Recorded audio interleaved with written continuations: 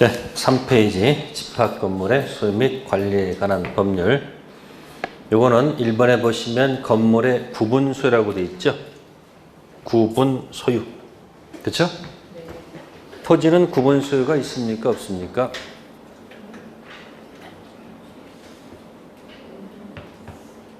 없어요. 그러니까 건물 구분 소유지. 토지 구분 소유 없습니다. 단 공유할 때, 뭐 할 때? 그 구분 소유적 공유란 단어는 있어.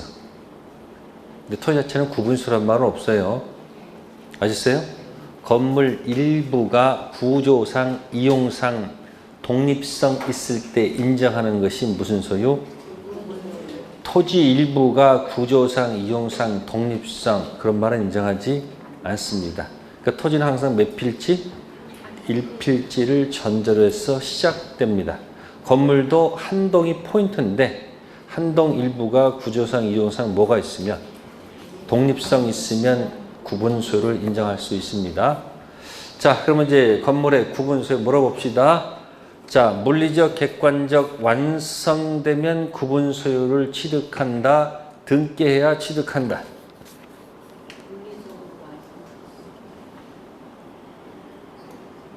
또 아리송해요. 네? 법률 행위라고 판단되면 뭐 해야 되고? 등기. 점유 취득 시효도 등기지. 아까 기준을 잡으러 놓은 말이에요. 미등기 매수인 매매 등청 등기 취득 시효 등청 등기해야 되잖아. 그럼 중간에 뭐가 있어야 돼? 등기가 아니고 자동 취득이 있어야 될 거 아니에요. 이건지 저건지 잘 모르겠어. 그러면 상수형 경기 기타에 있다라고 기억하면 되잖아. 어디 있다고? 그러니까 언제 취득하는 게 아니고 등기 취득이 아니고 뭐다? 자동 취득이다. 이게 판례 태도예요. 아시겠어요? 그러니까 제가 수없이 던질 거야. 그러니까 적지 말고 그냥 듣고 아 그렇지 하고 넘어가고 또 다음에 또 듣고 아 그렇지 그때 얘기했었지. 한 3번 4번 정도 되면 어떻게 된다? 아 그때 얘기했지. 근데 쓰면은 기억이 안 나. 왜 쓰느라고 여기서 적기만 했지 머릿속에 하나도 없잖아. 근데 머릿속에다 뭐다? 아 그렇지. 등기가 아니고 기타 거기 있으니까 자동 이렇게 한번 생각하고 넘어갔다가 다시 또 나왔을 때 또 내가 또 던진단 말이야. 그러면 한 3번 그러면 아 그때 그랬었지 얘기 기억이 나는데 그냥 뭐만 하는 사람들은 쓰다가 몇 년 걸린다? 시간 오래 걸릴 수도 있어요. 그러니까 쓰는 자꾸 집중하지만 뭐라고 듣고 뭐에 흘리라는 얘기예요. 구분소유는 언제 취득한다? 매매, 등청, 등기, 점유, 취시, 등기 그 중간에 거기 있습니다. 그 뭐다? 기타. 구분소유. 자, 그래서 집합건물법 제정합니다.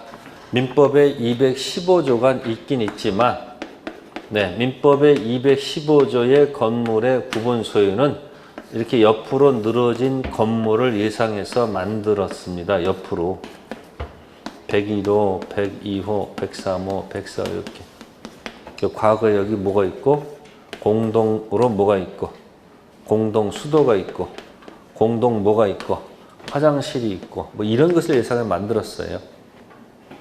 근데 이제 이거 가지고 여러분 이제 70년대, 80년대 가면서 에? 잘 살아보세요, 잘 살아보세요 가지고 이제 자꾸 이제 아파트가 올라가죠. 오래전에 아파트는 몇 층이었어? 또 19층이야 또. 높아봐야 4층, 5층인데 갑자기 어느 사람부터 여기 봐요. 막 올라가잖아요.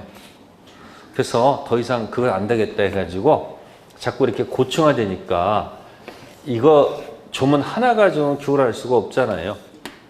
그러니까 할 수 없이 무슨 법 만드는 거예요? 예? 특별법을 만들 수밖에 없다 이 이야기예요. 집합건물의 3대 요소가 뭐예요? 네?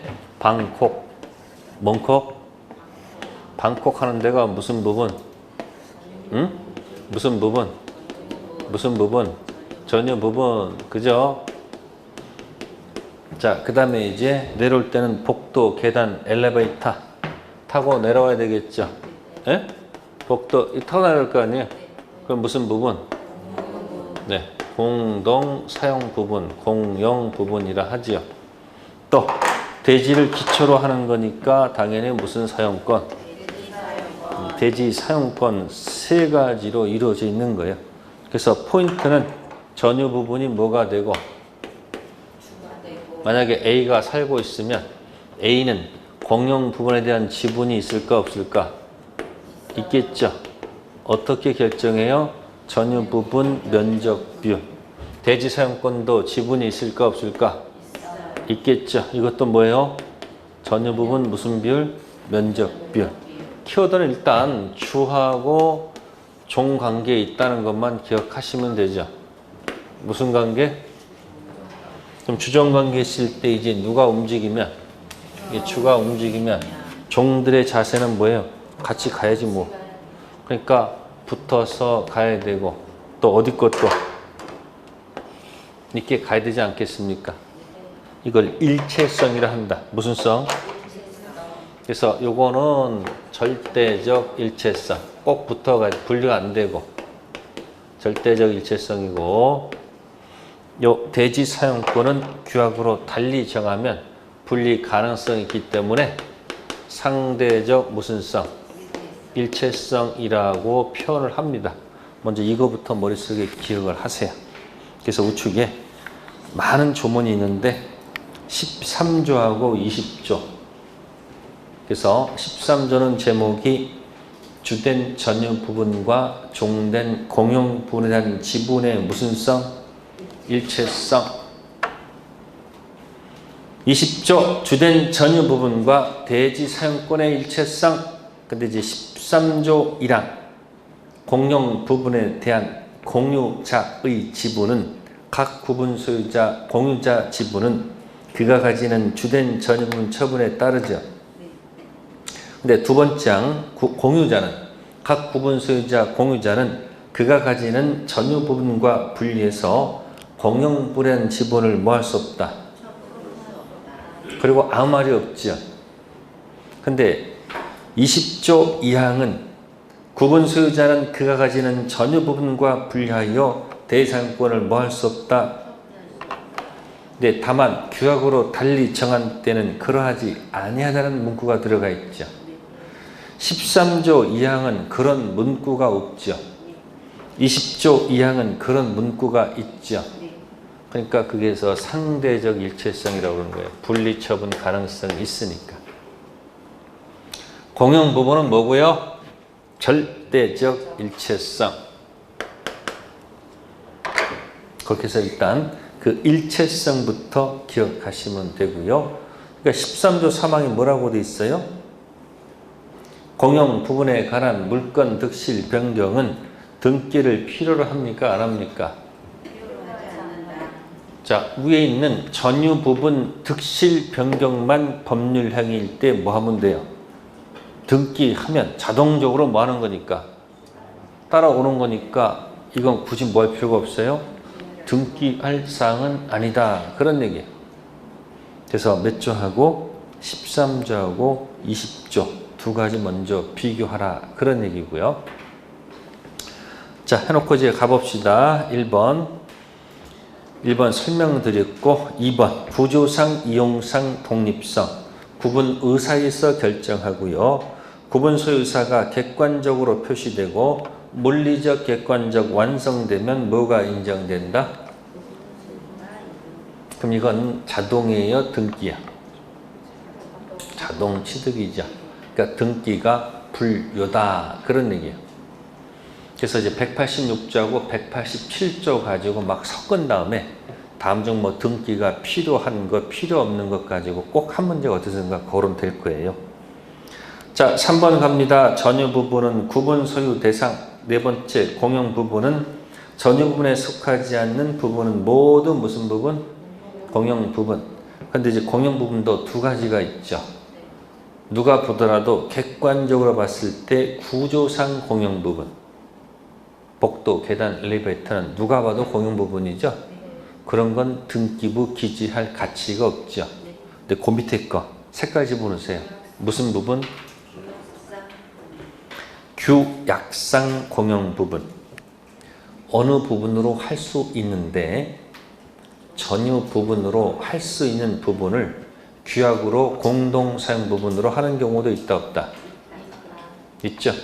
어느 아파트 가면 들어가자마자 입구에 있는 101호가 관리실로 쓰는 경우도 있죠.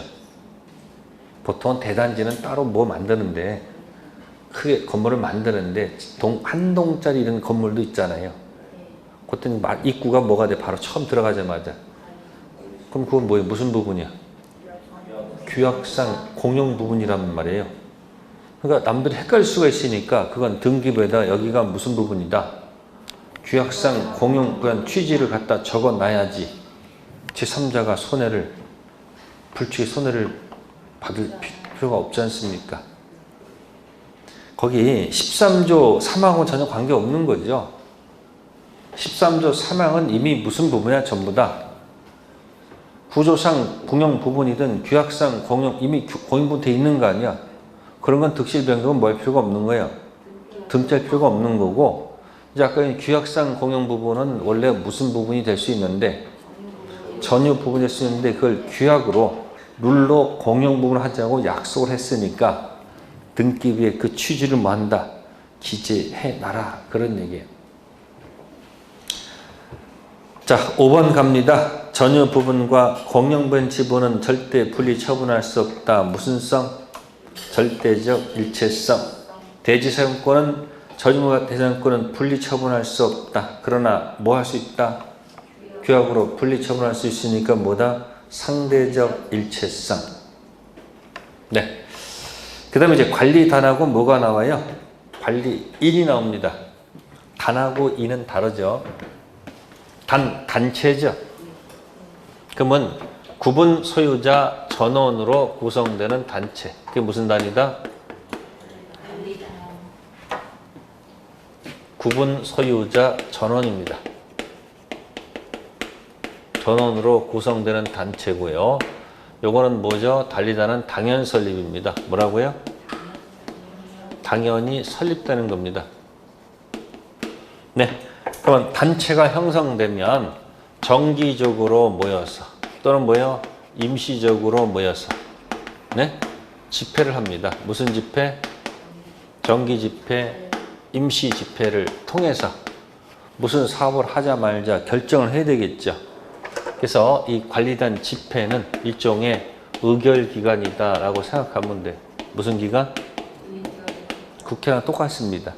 그럼 의결했으면 이걸 뭐 해야 돼요? 집행해야 될 거 아니에요. 집행기관의 명칭이 뭐다? 이게 관리인. 뭐라고요? 관리인.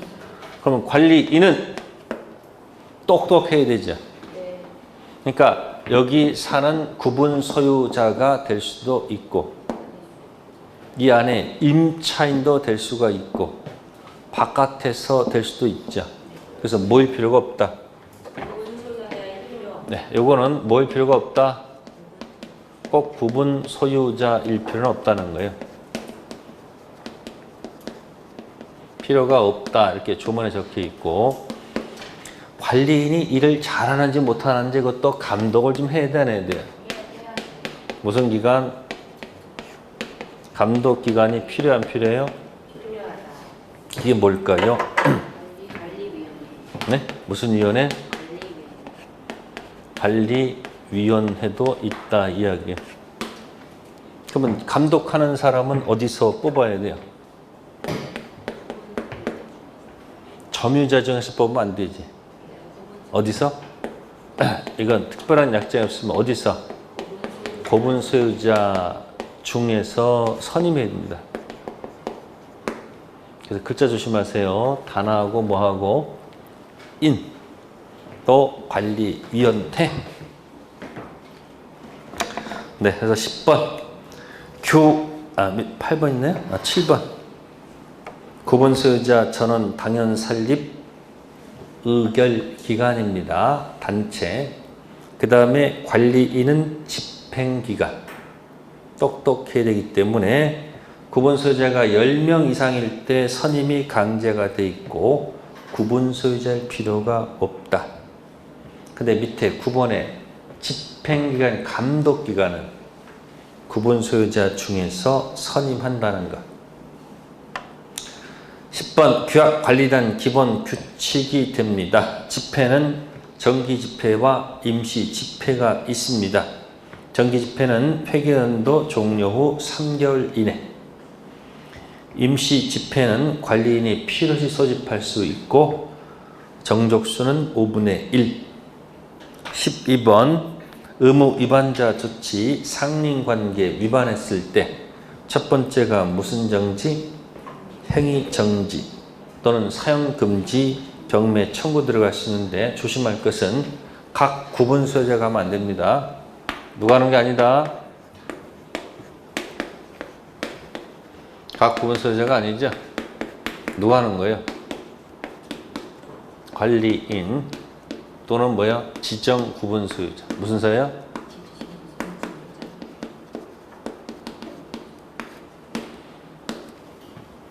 행위 정지.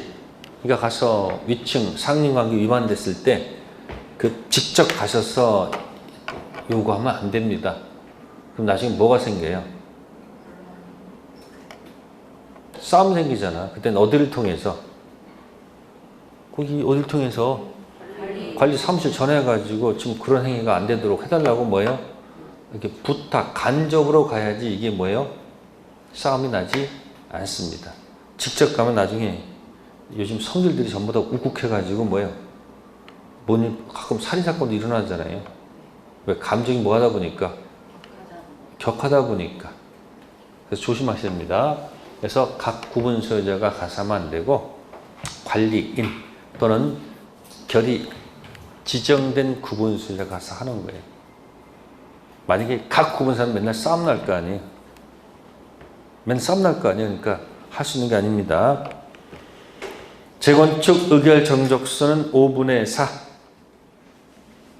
자, 소집 절차 생략할 때는 전원 동의. 그건 몇 가지가 있습니다. 그래서 집합건물법은 가서 뭐 해서 그냥 조문 얘기하는 거예요, 주로. 뭐 가지고? 조문. 자, 넘기시고요. 자, 이제 나와 있는 것이 뭐예요, 이제? 가등기, 담보 등에 관한 법률. 자, 가등기 담보법은 왜 만들었을까요? 채권자 뭐를 막기 위해서? 폭리를 막기 위해서 만든 법이 무슨 법이다? 가등기 담보입니다. 자, 부동산을 담보로 집어넣게 되면 보통 어디에 기재가 돼요? 부동산 담보 넣으면 보통 어디다 기재? 나 등기부는 아는데 갑구야 을구야. 등기부가 있으면 갑이 뭐가 있으면 소유권이 있으면 이 부동산을 담보로 집어넣잖아요. 그럼 담보로 집어넣어서 대출을 받죠. 그렇잖아요. 그럼 대출 해준 사람은 뭐가 있으니까? 채권이 있으니까 보통 어디다가? 일구란에다가 쓰는 게 저당권이잖아요. 뭐 때문에? 채권 때문에. 예? 채권 때문에 여기다 뭐 설정한다? 저당권 설정하는 거 아니에요. 요즘 대출 잘 해줘요, 안 해줘요? 그게 갑자기 뭐 또 전세금이 올라가 버리면 그냥 1,000만 원 정도면 그냥 어떻게 어디 빌릴 텐데 갑자기 전세금이 1억이 오르면 어떻게 돼요? 아니 대출도 안 해줘. 그럼 어떻게 해? 그러면 거기 살던 거 더 밑으로 내려가야 돼, 안 내려가야 돼? 아니 돈이 없으면 자꾸 어디서 서울에 자꾸 되는 거예요. 아니 자기 살던 거 자꾸 뒤로 후퇴 가는 거야. 이렇게 뒤로 밀러 가는 거예요. 근데 뒤로 나 혼자는 물러 가겠는데 애들 교육 때문에 잘 가야 못 가요. 그렇잖아요, 여러분들. 또 뭐 강남에다가 또 뭐 뭘 한다고 또? 뭐 2만에 뭘 또 뭐 임대 뭐 만든다고 또 그러잖아요. 그럼 여러분들 자기 능력이 있어야지 강남 사는 거 아니에요? 그럴 능력이 없는데 가서 살려면 돈 많이 안 들어. 그러니까 요즘 막 정책이 마구 쏟아지니까 정신이 없는 거예요. 그리고 채권, 저당권 들어가잖아요. 그죠? 그럼 저당권자의 목적은 뭐예요? 요거 소유권 취득하는 게 목적이야. 가서 그냥 저당권 뭐해서 에? 실행해서 뭐에 붙여서 경매에 붙여서 원 그려가지고 5개 기억나요? 이거 원본, 이자, 위약금, 채무불이행, 손해배상 1년분, 실행비용 그거 뽑아가는 게 목적이잖아. 에? 무슨 면제가 있으니까. 그럼 남는 잔해가 누구 거예요? 갑과 아니에요? 채무자권 이거잖아. 이게 우리가 알고 있는 부동산 담보죠. 네? 근데 이 채권자가 앞에 사자 붙은 사람들 있지. 뭐 붙은 사람들? 사자 붙은 사람들은 아예 그냥 이 통째로 다 먹으려고 그런다고. 통째로. 그러니까 부동산 담보대출 이걸로 설정하지 않고 자 먼저 A점때 대출 해주면서 먼 훗날 돈 못 갚으면 대신 담보로 넣은 걸 그걸 주라. 대물 변제하라고 약속을 받아요. 돈을 못 갚으면 뭐라고요? 대신 물건 변제 약속하지 물어봐요. 그럼 그 분박 상태니까 그런 말 그러면 예스 해야 돼 안 해야 돼? 해야 되겠지. 그럼 현재 시점에서 대물 변제 먼 훗날 약속해 놓고 만약에 이제 안 갚으면 대물 변제 약속했으니까 채권자가 채무자한테 등기 해달라고 요구할 권리가 생기지. 이게 무슨 청구권? 등기 청구권. 그럼 현재 시점에서 장래 등청을 임실한 등기가 무슨 등기야? 가등기. 그래서 이걸 하지 않고 뭐로 들어간다? 네? 갑구에다가 갑구는 소유권 기재하는 데 아니에요. 네? 그러니까 어디가 아니고 을구가 아니고 무슨 구에? 아 갑구에 이렇게 갑자기 을을 위해서 뭐 한 거예요? 가등기 했다 이야기예요. 그 나중에 채무자가 뭐 하지 않으면 돈 안 갚으면 어떡하겠다는 얘기예요.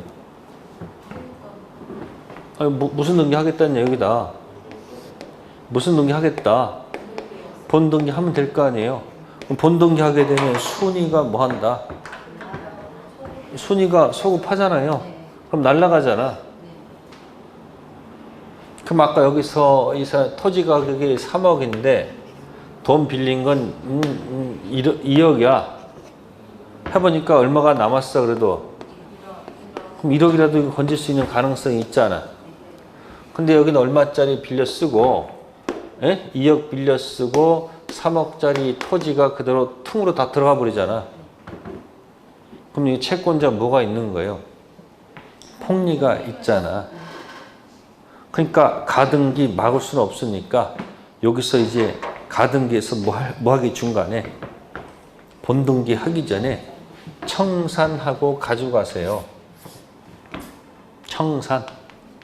그러면 청산하고 가져가면 폭리가 제거되잖아요. 그러니까 가담법은 무슨 절차를? 청산 절차를 뭐하는 법이다. 규정하고 있다 생각하면 돼요. 아셨어요? 그러면 이 가담법에서는 사람이 최대치로 나오면 4명이 나와. 가장 좋은 건 몇 명이 좋아? 2명. 누구하고 누구만 있으면 돼? 채무자하고 채권자, 가등기 2사람만 있으면 딱 좋지. 근데 가등기 전 먼저 들어간 누구도 있고 선순위 채권자도 있고 가등기 후 들어간 누구도 있다. 후순위 있을 수가 있어요 없어요? 있죠. 그러니까 최악경우는 몇 명이 나온다? 4명. 그럼 최초에 누가 있었고 최초에 이 토지 소유자 누가 있었다? 채무자 등이 있었다 이야기예요. 그럼 채무자 여기 먼저 이제 누가 들어가요? 네? 선순위 채권자 들어갈 수 있죠. 그래서 A가 만약에 전세권으로 들어가 있다. 무슨 건? 그 다음에 선순위 있음에도 불구하고 여기에 누가 나와요? 채권자. 즉 무슨 권자가 나오는 거죠? 가등기 담보 받겠죠. 을이 있다는 얘기예요. 어른 그럼 이거 보고 들어갔죠? 근데 이제 가등기 붙은 것도 뒤에 들어간 사람도 있을 거 아니에요. 누가 있을까? 호순이. 네, 저당권 들어갈 수도 있잖아요. 그죠? 그러면 이 사람도 1억. 이 사람도 1억. 이 사람도 1억이야. 그럼 적어도 B가 1억이라고 판단했던 얘기는 이 가치가 적어도 얼마 이상이라고 판단했기 때문에, 네? 3억 이상 판단했기 때문에 후순위 들어간 거 아니에요. 그러니까 어디 기준 잡아서 가등기 붙어서 이렇게 붙었다는 얘기죠. 그럼 이자가 본등기 하려면 뭐 하려면? 본등기 하게 되면 선순위는 안고 가야 돼요? 삭제하고 가야 돼? 안고 가야 될 거 아니에요. 그럼 청산금 계산할 때 어떻게 해야 돼요? 여기 토지 가격이 있을 거 아니에요. 무슨 가격? 자, 청산금 평가 당시 토지 평가액을 기재하면 뭐 하면? 이거 누가 결정합니까? 을이 결정하죠. 그러면 B가 봤을 때는 총 얼마라고 판단됐는데 갑자기 을이 갑자기 2억 5천으로 평가를 해버렸어요. 얼마로? 자, 빼기. 어느 거 빼면 돼요? 네? 자신의 채권액과 그 다음에 안고 가는 누구? 요 두 가지만 고려하면 돼요. 이걸 청팀이라고 해요. 뭐라 한다? 목적 부동산 평가에서 청팀을 빼게 되면 이게 바로 무슨 금이 나온다? 청산금 금액이 나옵니다. 그러면 이 청산금을 평가했죠? 그러면 평가한 이유는 뭐다? 청산금 받을 자한테 통지를 해야 되겠죠. 네? 자, 청산금 받을 통지합니다. 받을 자는 누구다? 네? 우측에 100팀 두 사람. 누구하고 누구? 이렇게 두 사람이 100팀이야. 그러니까 받을 자는 누구다? 100팀. 누구하고 누구다? 채무자. 제가 이걸 선을 앞에다 하지 않고 이렇게 한 이유는 뭐냐면 선순위 있을 수도 있고 없으시니까 이거 빼기 더해서 들어가야 되지. 네? 받을 자도 일단 채무자 등. 그 다음에 누구? 후순위. 근데 후순위는 있을 수도 있고 뭐요? 없으니까 먼저 얘부터 먼저 얘기하는 거야. 그러니까 청팀에는 누가고 누가 있고 자신 채권액과 선순위가 청팀이야. 그러니까 청산금 계산할 때 청팀만 고려하면 되지 100팀은 고려할 필요가 없는 거야. 그럼 청산금 받을 자는 누구야? 100팀. 그러니까 시험에 청산금 받을 자가 선순위 권리자가 받을 자라면 안 되지. 그러니까 요거 딱 4명 그려놓고 여기 청팀과 무슨 팀이 있다. 그러니까 목적 부동산 가격 빼기 청팀 하면 뭐가 나오고 청산금 나오고 받을 자가 누구다? 100팀. 즉 100팀은 본등기하게 되면 전부 다 삭제되고 나갈 사람들이야. 그러니까 이런 사람들은 청산금이 얼마인지 굉장히 관심이 높겠죠. 그럼 여기서 불만 있는 사람은 이 사람 불만 있겠지. 이 사람 세는 원래가 얼마 있었는데 2억 5천 하면 5천 못 받잖아. 그러니까 이런 권리 조절을 해야 된단 말이에요. 그래서 가등기 담보권자는 무슨 권자는? 가등기 담보권자는 무슨 절차? 청산 절차를 거쳐서 마지막 목표는 뭐예요? 본 등기하는 게 목표지. 근데 이제 본 등기하기 전에 이 청산 기간을 지나도록 돼 있다는 겁니다. 무슨 기간이요? 목적 부동산 평가 금액이 채무자 등에게 뭐했어? 도달한 날로부터 몇 개월? 2개월. 무슨 기간? 2개월을 두고 있습니다. 그래서 후순위 권리자는 이 청산 기간 내에 딱 위치해 있다가 어디 있다가 위치에 있다가 만족했다고 판단되면 문을 열고 나가서 청산금 뭐 한다? 지급받으면 돼요. 근데 불만 있으면 문을 닫아버리고 너 죽고 나 죽자 해서 경매 집어넣을 수 있다. 만약에 이 사람이 이 금액을 아예 그냥 아주 그냥 숨막히게 2억으로 평가하면 어떻게 돼? 하나도 못 받잖아. 그러면 나가서 그냥 죽을 수는 없잖아. 그러니까 뭐 해버려? 뭐 어차피 못 받는 거니까 그래 한번 가보자. 경매하면 자꾸 늘어지잖아. 그러면 불만 있으면 뭐 할 수 있다는 거? 경매할 수 있다. 이게 99.99%라고 보는 거예요. 몇 프로? 그럴 바에야 스스로 뭐 하는 게 낫지 않을까? 자기가 뭐 하는 게 나아요?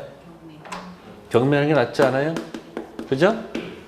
그래서 거기 12조 1항에서 몇 항에서 맨 꼭대기에서 제가 주문을 가장 중심적인 주문 하나 얹혀놨습니다. 뭐 얹혀놨어요? 담보 가등기 권리자는 그 선택에 따라서 3조에 따른 담보권 실행, 이게 한 묶음이야.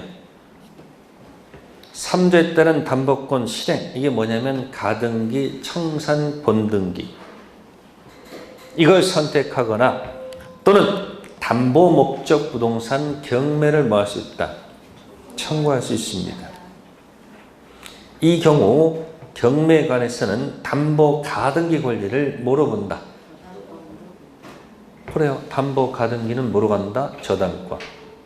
그러면 가등기 담보권의 피담보 채권 범위와 저당권의 피담보 채권 범위는 같다는 얘기죠. 원본, 이자, 위약금, 체불로 인한 손해배상 1년분, 실행비용 같다는 얘기죠. 자, 두 번째 항 보세요. 후순위 권리자는 후 동그라미 선입니까? 후입니까? 후순위 권리자는 청산기간에 한정해서 2개월이죠. 자신의 채권 변제기 도래 전이라도 경매를 뭐 할 수 있다. 이 경매될 확률이 99.99%. 후순위를 만족시키는 청산금이 나올 리는 없죠. 그러면 그럴 바에야 그 위로 올라가서 스스로 뭐 하는 게 나아요? 그러니까 가담법 나오면 청팀, 백팀을 먼저 적어놓고 가등기, 청산, 본등기 아시겠어요? 이때 청산기간 내에서 누가 기다리고 있다? 후. 자, 문이 열렸다는 것은 후순위를 받을 수 있으면 열리겠지. 채무자 등은 본등기할 때 여기서 기다리는 거예요. 어디서 기다려요? 이게 만약에 왔을 때 채무자 불만 있을 수 있잖아요. 그때는 본등기 안 해주고 도망다니면 돼. 본등기 안 해주면 돼. 그럼 또 법원에 소송 제기하고 난리 치겠죠. 그러니까 이 안에 지금 누구하고 누구는 없어요. 선순위는 없지. 선순위 아까 위치가 어디? 청산금 계산할 때 있었지. 그래서 그 우측에 4조가 나와 있습니다. 몇 조요? 4조 채권자는 3조 1항에 따른 통지 당시 담보 목적 부동산 가액에서 자신의 채권액을 뺀 금액 청산금, 채무자 등에 지급해야 되겠죠. 이 경우 담보 목적 부동산에 자 선자가 나오죠. 선순위 담보권 등 권리가 있을 때 채권액을 계산할 때는 선순위 담보 등에 의하여 담보된 채권액을 뭐 한다? 자, 거기 선 동그라미 맨 꼭대기 12조 1항의 2항의 후 있죠. 쭉 연결하세요.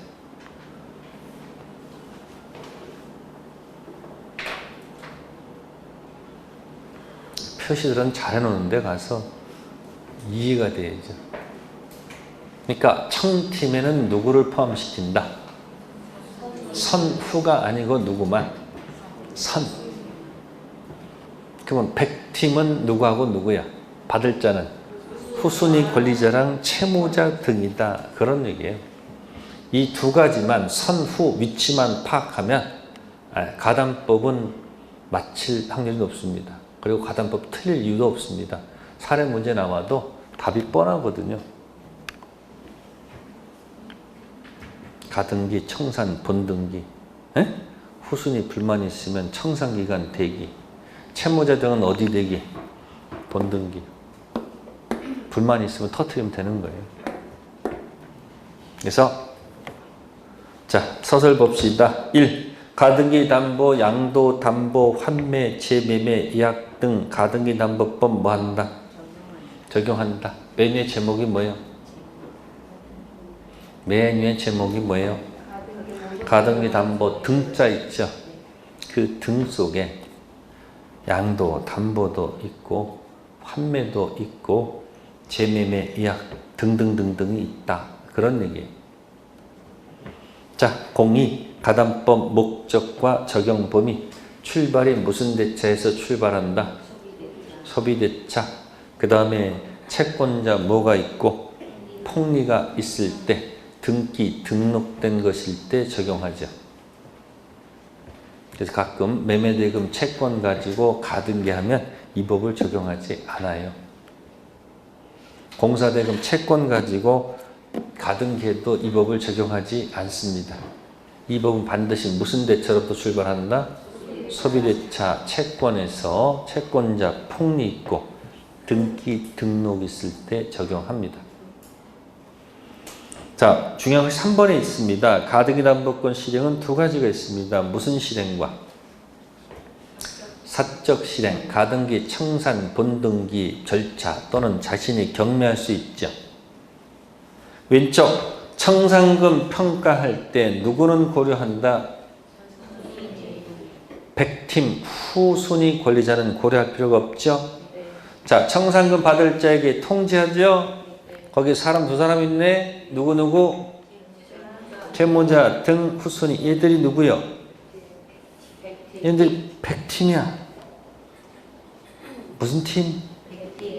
그럼 청산금 불만 있으면 후순위 권리자는 자신의 채권 변제기 도래 전이라도 뭐 할 수 있다는 거?